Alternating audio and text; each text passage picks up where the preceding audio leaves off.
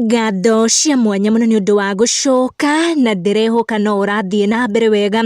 Kiengei ndanahitha gikeno giake wona ni guoka kuri Kezia gukorwo agi spend time na kairetu gake na kahe gake na Joy. Muthenya wa ira Kezia posted mbica ici iria irakorirwo igitiga andu na gikeno kinene. Kezia akionekana ku enjoy company ya both kahe ka Joy na Kiengei na kairetu gake na Kiengei. Both the children marakorirwo makienjoy each other's company mucii gwa Kezia thutha wa gukorwo agipost video ino iria irakoragwo ikionania those two kids magithaka. Arakorirwo akiuria no ukwenda kana kamwe, na niho Kiengei arakorirwo akiremwo ni kuhitha gikeno giake thutha wa kuona ati miambato irakire maingi na meikuruko, no mwisho maundu ni makorwo makiagirira na ciana ciake ciothe ciahota go spend time together kuma nyumba ciere ya Joy na ya Kezia. Kiengei hau kabere akoretwo akiuga ati thutha wa divorce yake na Kezia ni aiguaga akiri na ruo ruingi ngoro akirigwo relationship yake na kairetu gake Olpa